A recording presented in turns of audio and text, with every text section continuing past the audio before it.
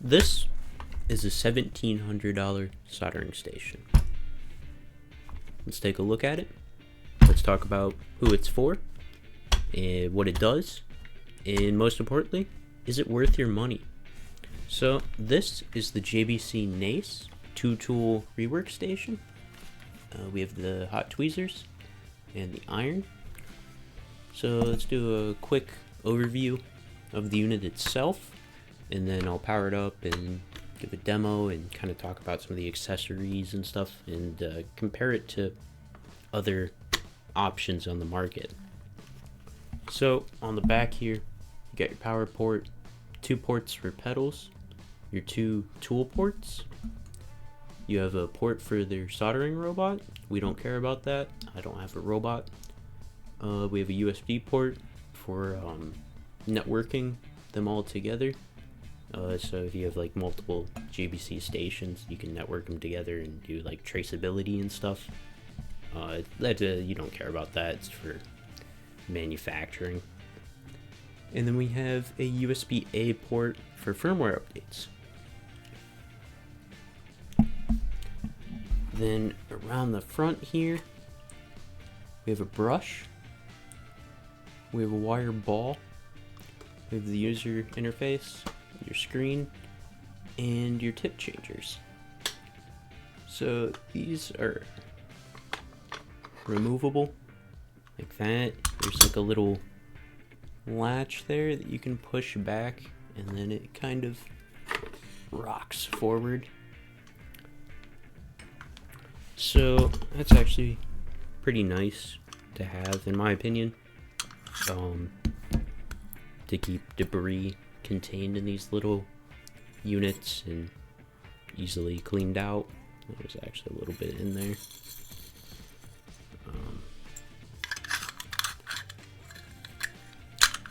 So in one, it comes with the little brass wool for cleaning.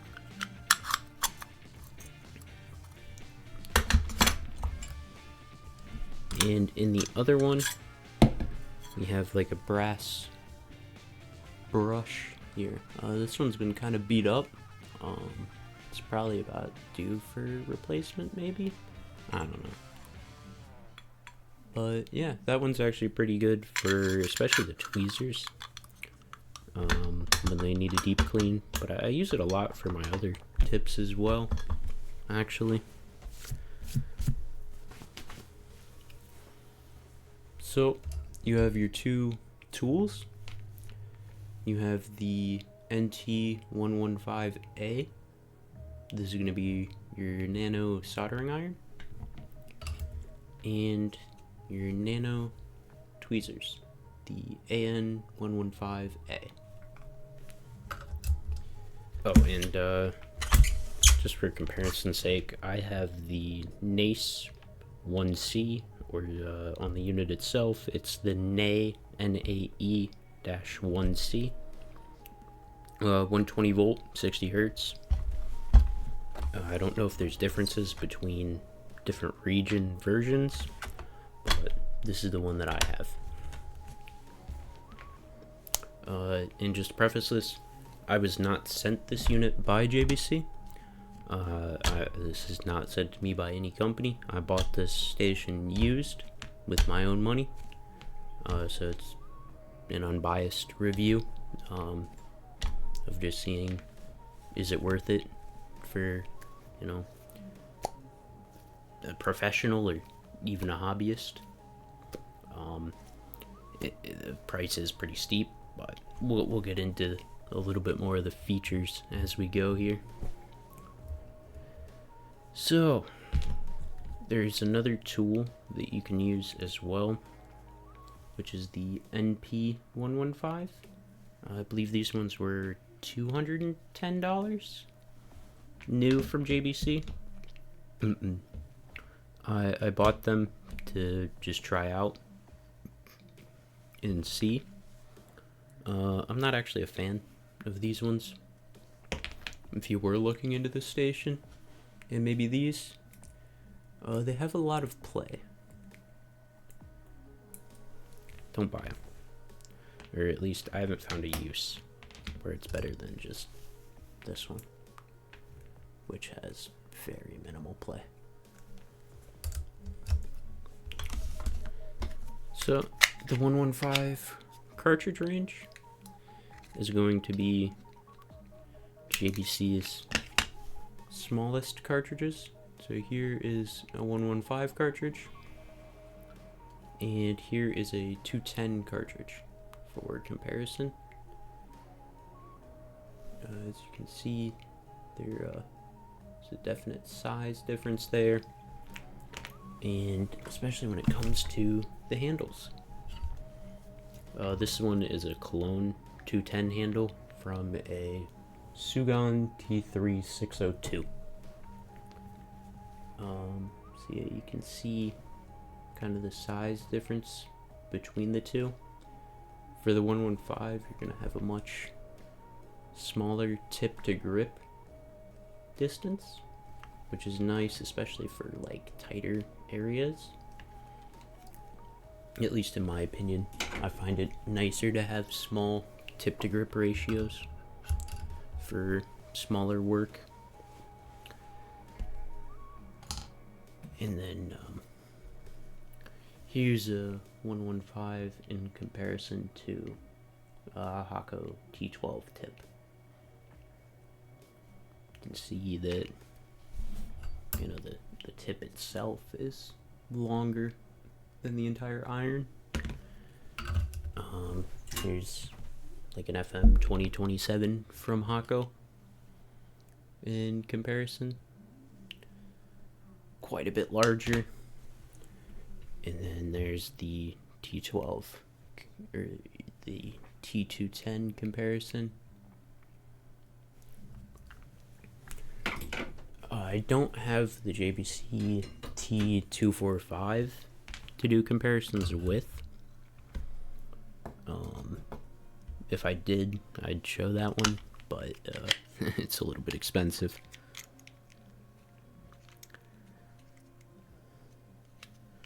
So, anyways, who is this station for? Probably professionals or manufacturers that are going to be seeing a lot of PCBs to rework, especially with, you know, hot tweezers like this. Say you had a manufacturing run with, you know, 600 components backwards, or, you know, in the wrong spot that need moved. Something like this that saves, say, 30 seconds per board, as a pretty decent time save, to where $1,700 is not a lot of money. But as, say, a professional or someone with their home lab or a small business doing, you know, phone repairs, graphics cards, laptops, consoles, whatever, $1,700 on a single tool, it's kind of stiff. But it's a pretty nice station, in my opinion. So, you power this up.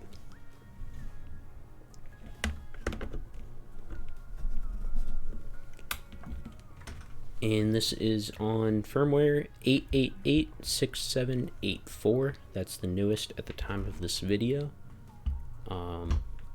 There may be features added in the future, features removed in the future. Here's a big one that I would like to see added. Is it gonna focus? It's not. Oh, there it goes. Hold tool to change temperature. See, it doesn't let you change the temperature while the tool is in the stand. You have to pick it up, and then you can set the temperature. I don't like stations that do this. I don't see a point to it. It could very well let me change it before I pick up the tool, but it chooses not to for whatever reason. That's probably one of my biggest gripes with this station. Beyond that, it's fine. I mean, most of the time you're not changing temperature too much anyways. But just let me change the temperature and then grab my tool instead of having to grab my tool and then whatever. So I'm gonna go into counters. Again, I bought this station used. At the time of purchase, it had about 350 plug hours for each tool. Now it's up to 412 plug hours. That's just how long the station's been plugged in, not doing anything. In terms of JBC gear, that's basically brand new.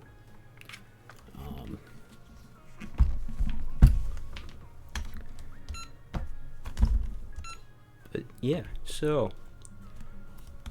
let's see. What is there a better way to angle this? Anyways, you have your menu button here. So you got your counters, language settings, reset, exit, station. You can set up the tools, so if you're running, say, 2 tweezers or 2 of the soldering irons, they do sell the station with 2 of just the iron. That one's called the NASE. And you can buy the base station by itself as well. I don't remember the prices for those. But, yeah. Here, let's see. Yep. Let's go back. And then you have 2 modes that you can adjust per tool. So you have the, there it is, you have sleep and hibernation.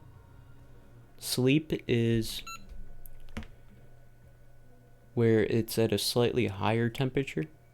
So if you're doing, say, a lot of grab, solder, put back, grab, solder, put back, you know, like in a production environment, that's going to save you a lot of time and maybe tip wear, because it's not thermal cycling as much.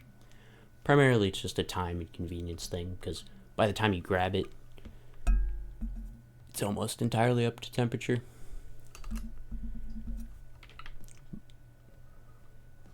And then you have the hibernation mode, which neither of them are at yet, but that's just where it goes down to room temperature until you pick it up again. You can set the delay for, I think, let's see, tools.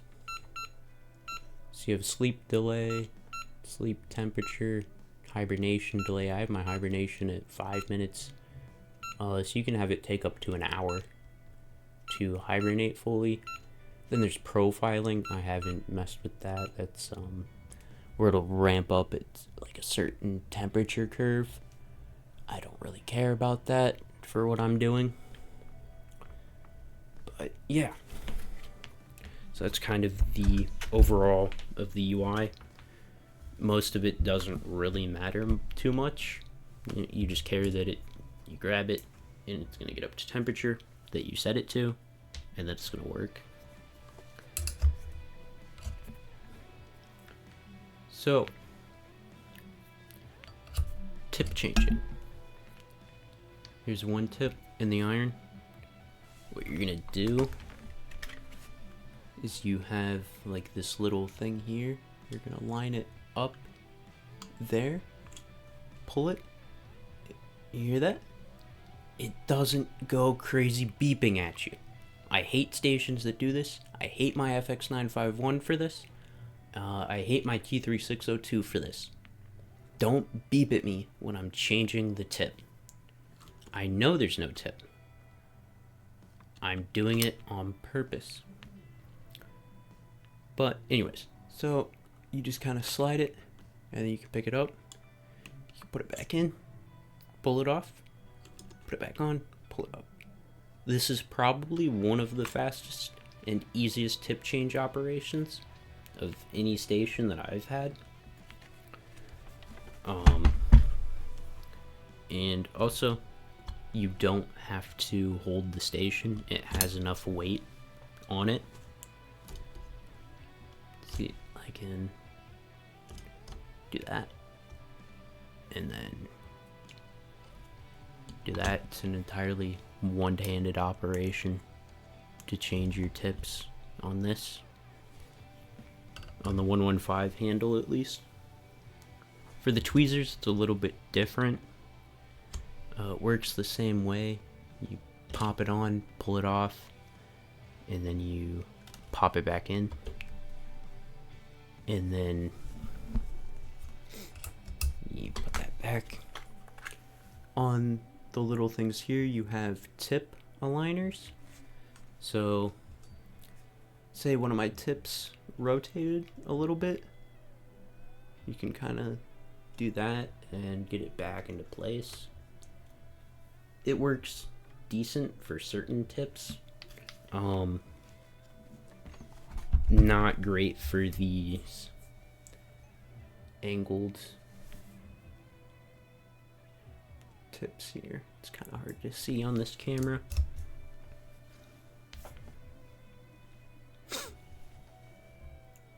But yeah, so that's an overview of the station itself and the body and the software.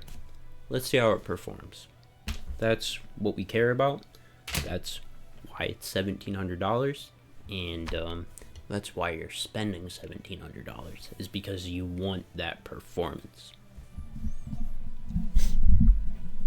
Now, for the hot tweezers, I don't have any others to compare to.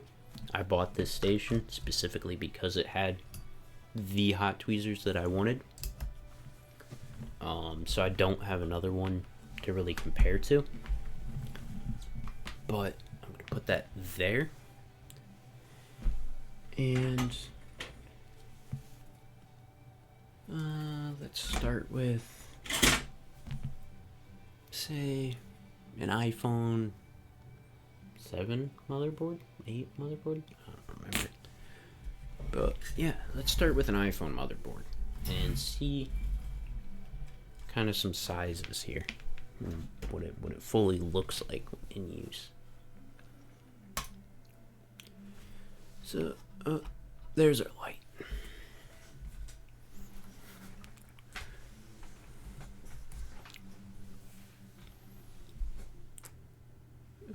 So I'm gonna come in here. Let's see, focus.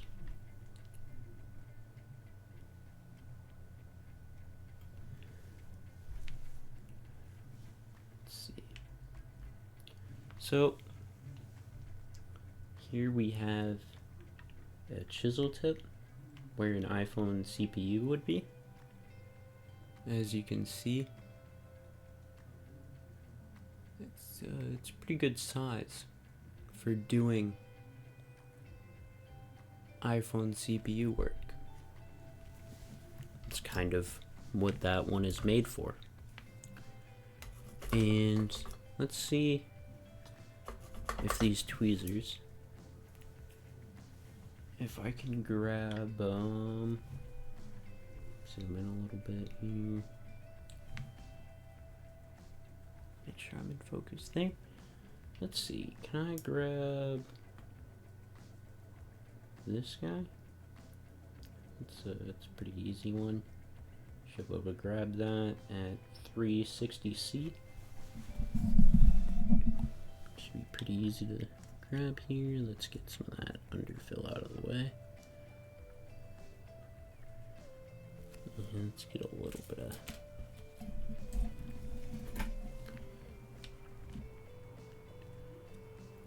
solder in there. Help that come up. Oh, there it is. That's our capacitor. Let me grab a set of tweezers here. So that one's pretty large in comparison. Let's see. Say I'm gonna clean up some of this here. Say I want to remove. Oh, let's clean these up. This little resistor here. It's not quite happening. with these tips. They are, let's see, one's a little bit forward. Let's see, let me align that better. Push that in more. Let's see here. Am I getting that now?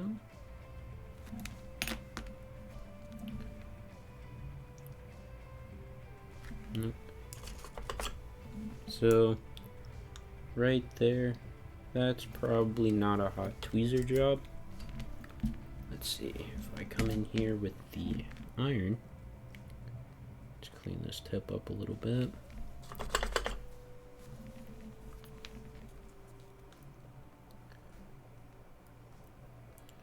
If I come in here, I'm gonna scrape away some of this underfill. It's been a minute since I've worked on a phone board. Let's see.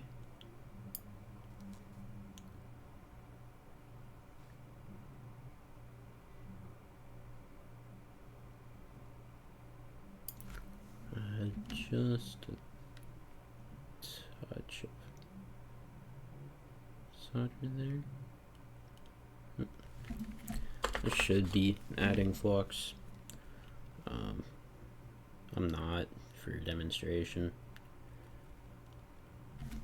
Damn it, I lost them. Whatever.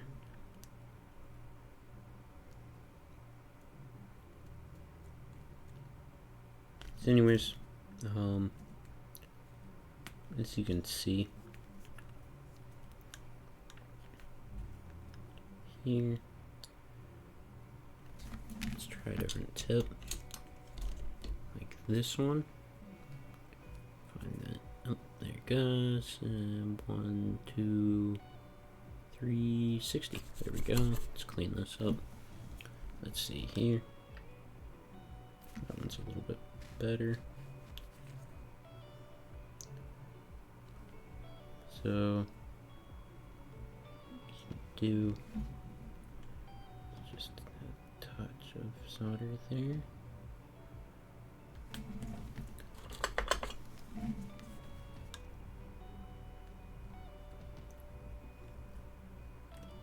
It is just, you can kind of nudge it off, nudge it off. Alright, let's try putting one back, maybe. This is probably god-awful boring to watch. So, yeah. This kind of in scale with the phone motherboard. I'm not really doing anything in particular with that one. It's just a junk board that I had. Let's try something a little bit heavier. This one, it's like an old ATI graphics card motherboard. Let's see, about, say, this capacitor.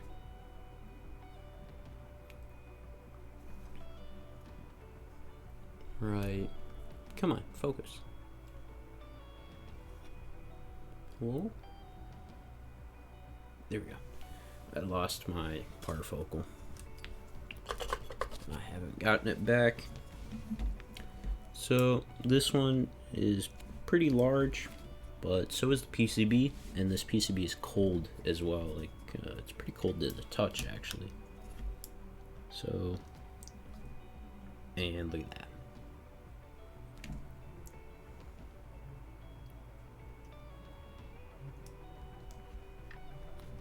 Cold PCB at 350C. A little bit of leaded, a little bit of solder. Grabs it. Then we can kind of put that there for not there. Come on. Oh, I lost it. Oh, there it is.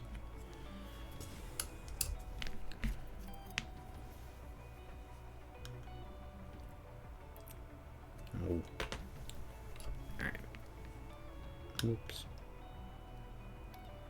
Sometimes you need a third hand. But there's that.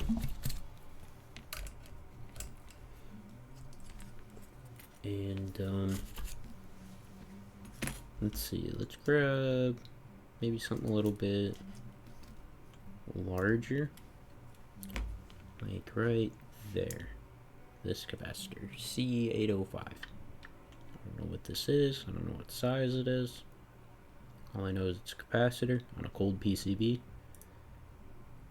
And these real tiny tips sometimes struggle getting these PCBs up to temperature. Let's see. Oh, there it is.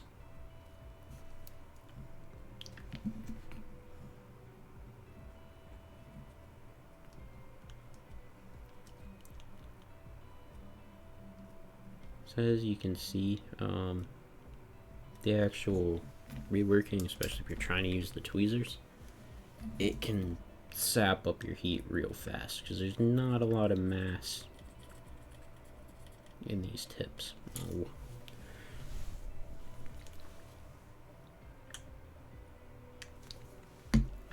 Let's just add rosin. Why not? There it goes. Do that. And grab our capacitor here. Come over here.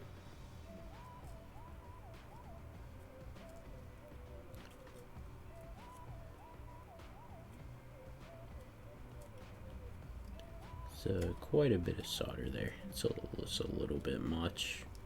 That's a little bit much. There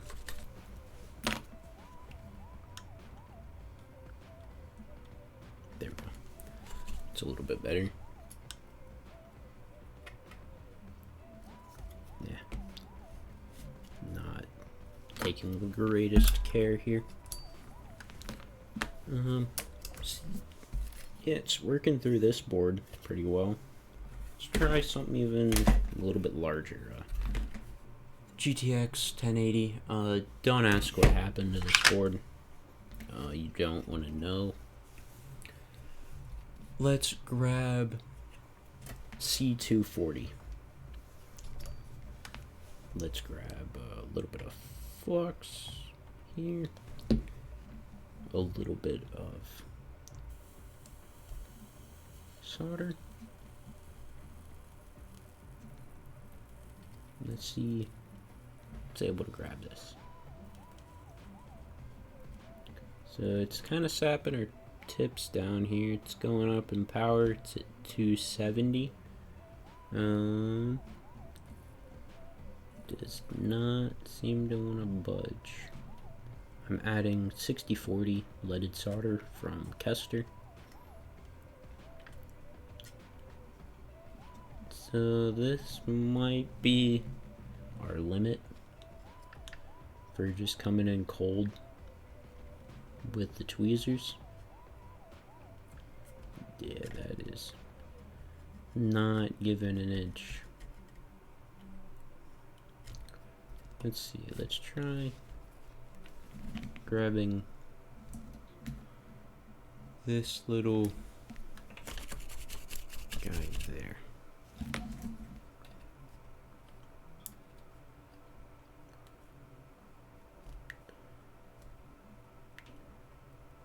With the tweezers, let's see. So these PCBs are pretty thick, and this is kind of to be expected, honestly, is that it's not going to just power through this board while it's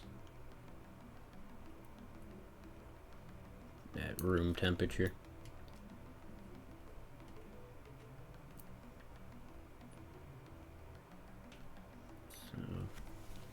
Let's see, maybe.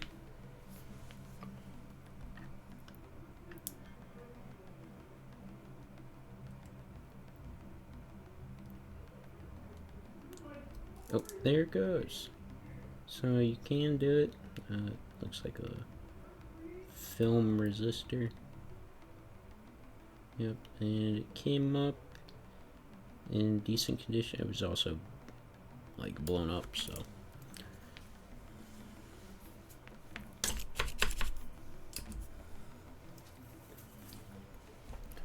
Let's see. Yeah, this PCB is pretty thick. It's got a lot of copper in it. It's gonna eat a lot of your heat. Let's see. We have another phone motherboard. These are kind of what the station is geared for. Let's see. Right there. That capacitor. Right up top. Let's see. Oh, where am I? There it is. Alright, let's add a little bit of flux there. And let's come in the opposite way. Let's see, can I just grab this capacitor? I just want this capacitor. Alright, let's try a different set of tips. There it is. Boom. Oh, I lost it. Those were not my tweezers. There it is. There it is. Alright.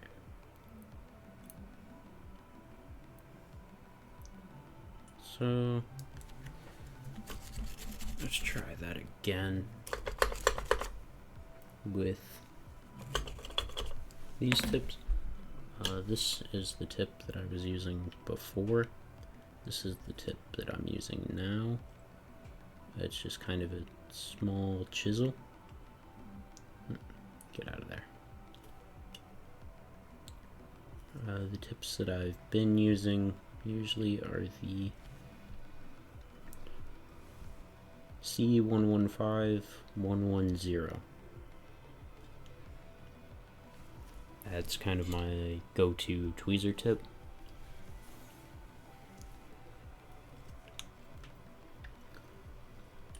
Let's see, what's kind of a cramped-ish area? Maybe right there. Let's see. Say, you know, we didn't want to hot air that. We didn't want to risk, you know, messing up with that component. Let's see. Grab a little bit of solder here. And there it is. And let's see, we kind of lost it in our glob here.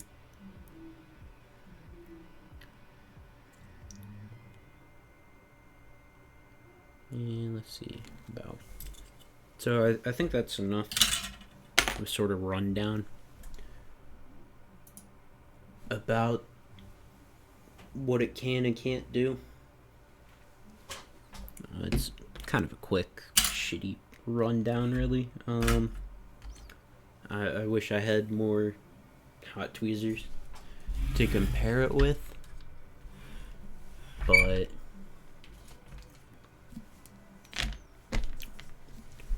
yeah.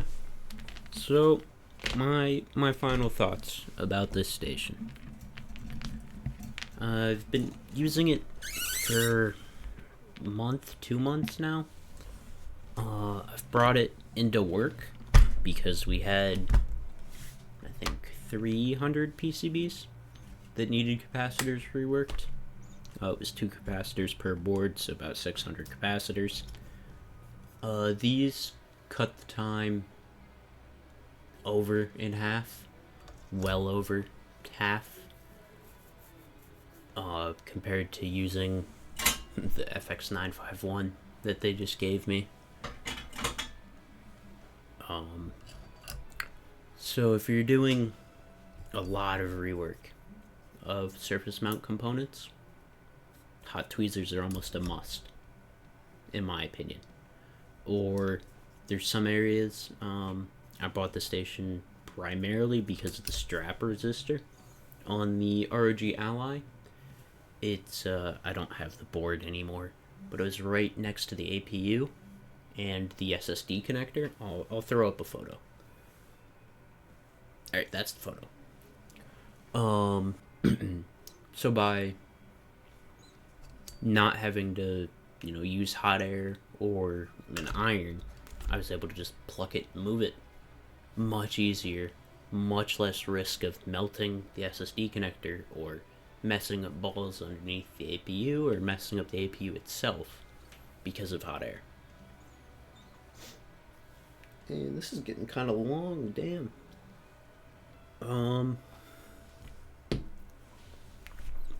So, if you're doing a lot of rework, it's worth it. If you're a hobbyist and you can spend $1,700 for a brand new one, have at it. It's a nice station, especially for smaller PCBs. If you're not doing like phones or similar rework, get yourself a 210 or a 245 or a Hako FX951. You're gonna have a larger tip selection, especially with like the FX951, where you can get clone tips for super cheap. You can get these real big chunky spade tips. There's an even chunkier one for cleaning BGAs. It's gonna be a lot more versatile with some of these other irons. You can even get yourself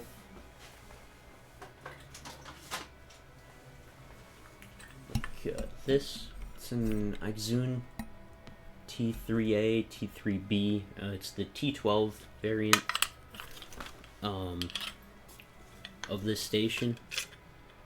So that's the tip. I don't use this one anymore just because the FX951 is better.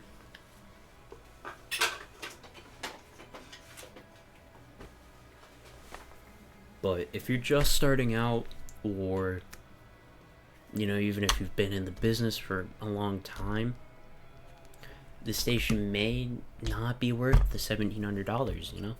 You're gonna see me using this handle just because I find it really comfortable. Like, it fits in my hand perfectly, and it weighs nothing. So it's super easy to use. But if you're just someone looking to solder, pins to an Arduino or, small electronics projects, you don't need this at all. This is like professional.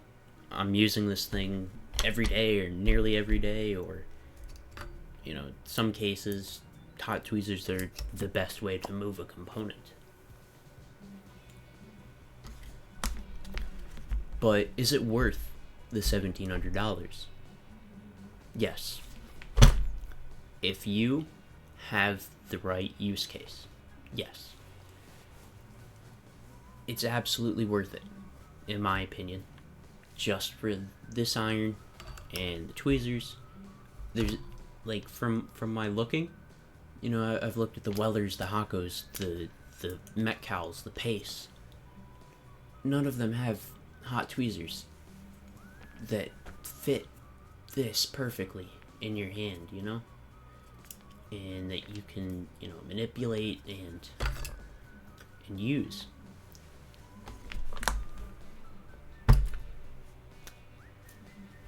If this is what you do, this is probably an end game station for you.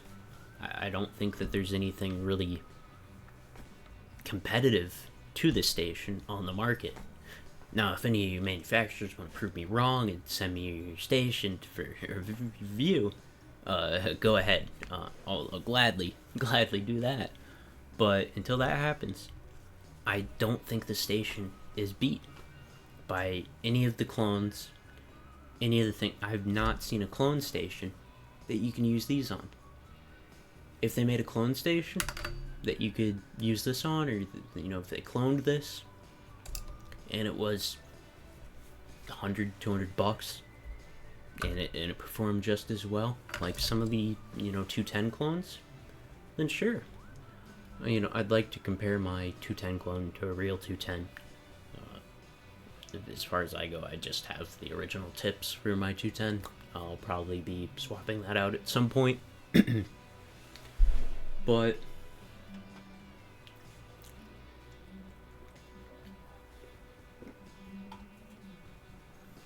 yeah, it's expensive. The tips are $50 a piece ish.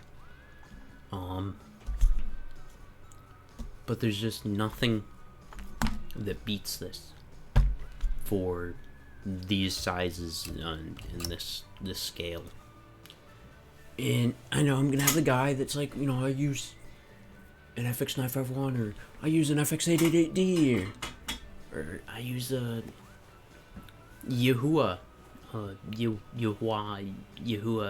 something, that one of the old styles, and I fixed cracked 3090s with my Yahuwah old style iron. Yeah, I'm sure you do. But look at this. Tell me that this is not just amazing. I guess is my word. To have an iron that just weighs nothing, that gets hot and it does the job. And it's this small, you can get real choked up, and you can make those real fine movements, and under the microscope it's just perfect. So yeah, if you have the use case, it's totally worth spending $1,700, not including shipping, tax, all that. It's probably closer to $2,000, especially when you factor in maybe some extra tips. I know it comes with tips, and I think it comes with a foot pedal too, for turning off the tweezers. I don't have the foot pedal because I bought it used, but it was a really good deal used. But I was going to pay MSRP for this station, and then the deal came along, and I ended up just buying it used. But yeah, just avoid these ones. The NP115. You have so much play like that, and it opens like the same amount of distance as this one. Like, I haven't really found a use case for this one. Save yourself the $200, spend it on extra tips. And yeah, that's all I've got for this review. That's 46 minutes. I don't know how much we cut out. I might just add background music and then just put it up as it is. I don't know. Anyways, thanks for watching. Bye.